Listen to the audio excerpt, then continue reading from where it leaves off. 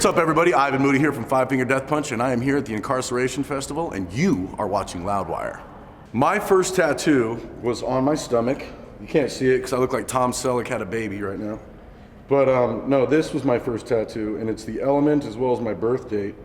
And when I went in to get it, the lady actually asked me, I was 16, and she goes, "Are you sure you want this on your stomach?" I'm like, "Yeah, do it!" And the second that needle hit me, I almost passed out. So yeah, I've never worked on it or done anything around it because I love the memory. The most recent tattoo I've got is my phoenix. And this was a celebration, personal thing, after a year of sobriety that I decided I wanted to not only wake up every day and remind myself how far I've come, but how far I have to go. This industry is not nice sometimes to certain people, and I wanted to make sure that everybody knew that I wasn't going anywhere. So this was not only a symbol of my strength, but also hopefully, you know, a symbol that other people can look at and have some kind of faith in it and know they're not alone. It's a big deal to me. But this is actually imperative to shedding skin. It's my sign of it, again, rolls into the phoenix. When I came out, they had to put me in a coma. My body had shut down, and I wasn't there. I died for like almost 2.5 minutes.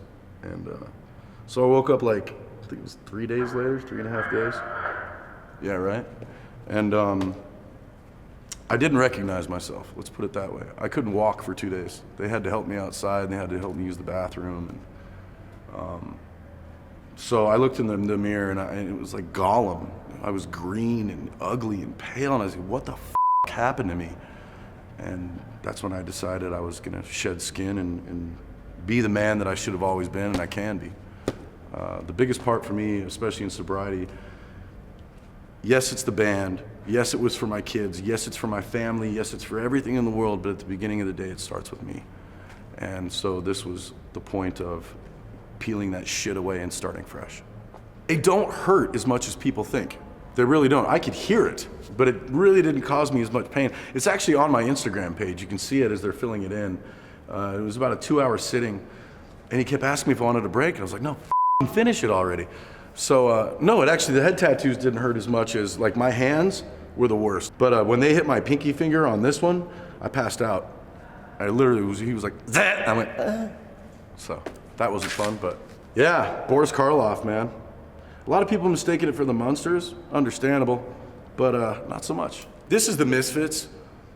See, I'm a little bit older, and my first favorite band ever was the Misfits.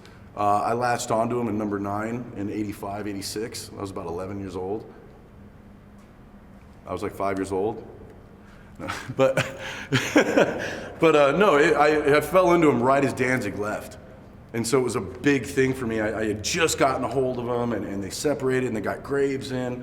But I've listened to them, you know, religiously ever since I was a kid. And so this was my ode to the Misfits. I actually met Danzig. I gotta tell you this, I met Danzig, and I get on his bus, and one of the first questions he asked me, he goes, "Who's the worst punk band ever?"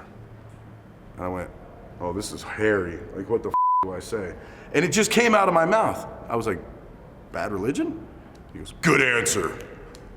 And we started talking at that point. I was so afraid that I was gonna say something like a band, and he'd be like, "Get the f off my bus," you know? So I don't even know why I said Bad Religion, because, you know, I think No Control is probably one of my favorite albums of all time, so I don't know what I was thinking. But hey, he was impressed. Sorry, D. They're more protective symbols than anything. Like the one on my eye are the Spears of Destiny, directly out of the Bible, the Christian Bible anyway, King James. And then I turned my teardrop, what was once a teardrop, I turned it into a flame to sit at the top of it.